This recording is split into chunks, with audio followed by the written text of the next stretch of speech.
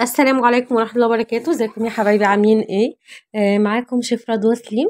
هعمل لكم النهارده كيكة المج بدون بيض في دقيقة واحدة بس في الميكروويف.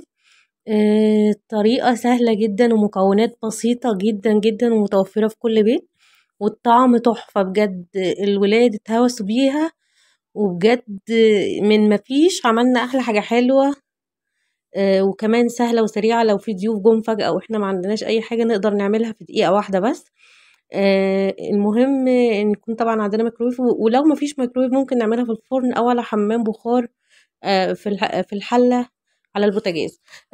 هنجيب مج بورسلين ينفع يخش الميكرويف، هنحط عليه معلقتين من الدقيق العادي خالص ومعلقة من الكاكاو الخام، ولو مش متوفر كاكاو خام وينفع نحط معلقة كاكاو عادي عادي هتفي بالغرض يعني.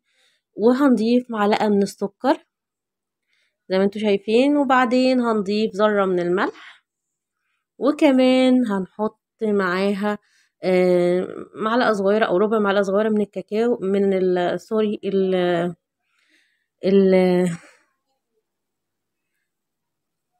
الكيك شيف او البيكنج باودر، وكمان هنحط النسكافيه، او بدل النسكافيه ممكن نحط فانيليا. بس انا عايزه اقول لكم ان اي حاجه فيها شوكولاته لو حطينا فيها نسكافيه او قهوه بتفرق في الطعم جامد جدا. هنميكس كل دول مع بعض، كل المكونات الجافه هنقلبها كويس مع بعض، وبعدين هنضيف السوائل اللي هي عباره عن معلقه من الزيت، معلقه من الزيت العادي، وكمان هنضيف معلقتين من الميه او اللبن. انا حطيت هنا ميه علشان بس الفيديو حابه يكون غير مكلف خالص ومتاح لاي حد يعمله. لو مفيش لبن متوفر نحط ميه عادي، وعلى فكره طعمها تحفه جدا جدا جدا ومفيش فرق خالص.